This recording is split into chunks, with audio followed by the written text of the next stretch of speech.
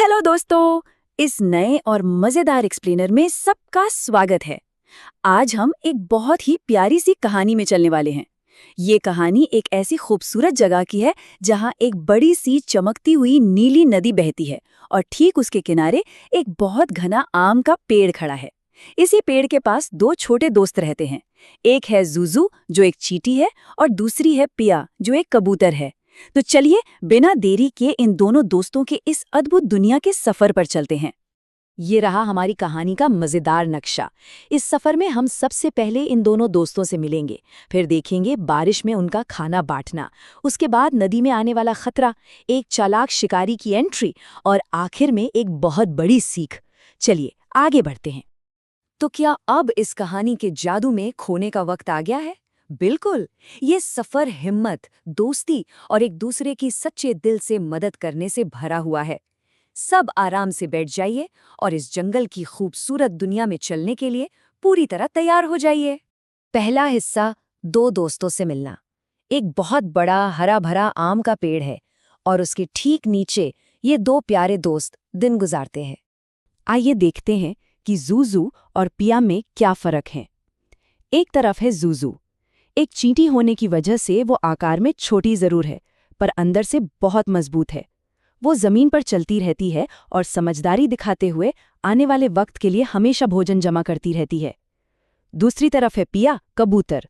वो बहुत नर्म स्वभाव की है और हवा में तेजी से उड़ती है। उसे फूलों और तितलियों के बीच खेलना और मजे करना पसंद है। ज़ूज़ू मेहनत करती है और पिया दिन भर खेलती है। दोनों एक दूसरे से कितने अलग हैं ना। दूसरा हिस्सा, बारिश में खाना बांटना। मौसम हमेशा एक जैसा नहीं रहता।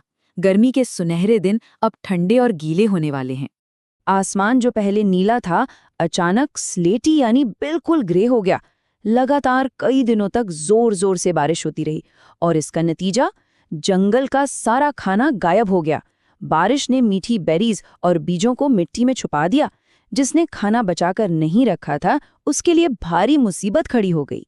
ज़ूज़ू ने देखा कि पिया पेड़ की एक निचली डाली पर बैठकर रो रही है क्योंकि पिछले 2 दिनों से उसके पास खाने के लिए कुछ नहीं था। तभी छोटा सा ज़ूज़ू भागकर अपने घर जाता है। वो एक पत्ते में सूखे अनाज के दाने लपेट कर लाता है और पिया को दे देता है। ज़ूज़ू ने प्यार से अपना भोजन बांटा और इसी बारिश के मौसम में सच्ची दोस्ती का फूल खिल उठा। तीसरा हिस्सा, नदी में खतरा।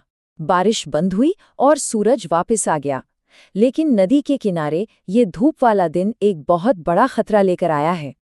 अरे बाप रे! अचानक सब गड़बड़ हो गया। छोटी सी ज़ूज़ू पानी पीने के लिए नदी के किनारे गई थी, पर चिकने पत्थरों पर उसका पैर फिसल गया और वो तेजी से बहती हुई नदी में गिर गई। ज़ूज़ू इतनी छोटी है और इसे तैरना बिल्कुल नहीं आता। नदी का बहाव उसको बहाकर ले जा रहा है। ये वाकई में बहुत डर लगने वाला पल है। लेकिन जब दोस्त साथ हो तो हिम्मत नहीं हारनी चाहिए। पिया ने तुरंत एक योजना बनाई। पहला कदम, नदी में पत्ता गिराना। दूसरा कदम, ज़ूज़ू का उस पत्ते को पकड़ना। और तीसरा कदम, पत्ते पर चढ़कर सुरक्षित होना। पिया ने तुरंत हवा में उड़ान भरी और खतरे में पड़ी अपनी दोस्त को बचा लिया। यहाँ एक बहुत ही मजेदार बात छिपी है। क्या 50 नंबर दिख रहा है? एक छोटी सी चींटी अपने खुद के वजन से 50 गुना ज्यादा भार उठा सकती है। ज़ूज़ू भले ही आकार में छोटी लगती हो, पर वो सच में ताकतवर और बहादुर है। बचने के बाद ज़ूज़ू वादा करती है कि अगली बार जब भी पिया पर मुसीबत आएगी वो उसे बचाने जरूर आएगी। चौथा हिस्सा, एक चालाक शिकारी। अगले दिन जंगल में सब कुछ शांत था, लेकिन तभी दबे पांव एक नया खतरा आ पहुंचा। एक चालाक शिकारी घने पेड़ों के बीच छिपता हुआ अचानक जंगल में घुस आया। अब जरा सोचिए, एक इतनी छोटी सी चींटी भला एक बड़े और खतरनाक शिकारी को कैसे रोक सकती है? शिकारी के हाथ में गुलेल है और निशाना सीधे पिया पर लगा हुआ है, जो मस्ती में गाना गा रही है। पिया को तो इसका अंदाजा भी नहीं है। अब नन्हा ज़ूज़ू क्या करेगा? तभी ज़ूज़ू के छोटे से दिल से एक विशाल और हिम्मत भरी आवाज आती है, ये मेरे दोस्त के लिए है। ज़ूज़ू बिल्कुल नहीं घबराई। वो अपने नन्हे पैरों से भागती हुई शिकारी के भारी जूतों पर चढ़ गई और अपनी पूरी ताकत लगाकर सीधे शिकारी के पैर पर जोर से काट लिया। इतने बड़े शिकारी के सामने ये बहादुरी सच में हैरान करने वाली है। और इसका असर कमाल का रहा। शिकारी दर्द से चीखा, जिससे गुलेल का निशाना चूक गया। पत्थर पिया के पास से गुजर गया और उसे खरोच तक नहीं आई। पिया आवाज सुनकर तुरंत उड़ गई। शिकारी को तो समझ ही नहीं आया कि उसे किसने काटा और वो गुस्से में पैर पटकता हुआ बिना शिकार के जंगल से चला गया। 5वां और आखिरी हिस्सा, एक बहुत बड़ी सीख। जूजू और पिया दोनों अब बिल्कुल सुरक्षित हैं और एक दूसरे की जान बचाकर उन्होंने इस दुनिया को एक ऐसी सीख दी है जो हमेशा याद रहेगी। तो सबसे जरूरी बात ये निकल कर आती है कि एक हीरो आखिर किसे कहते हैं। हीरो वही होता है जो जरूरत के वक्त अपने दोस्त की मदद करे, चाहे उसका आकार कितना ही बड़ा या छोटा क्यों ना हो।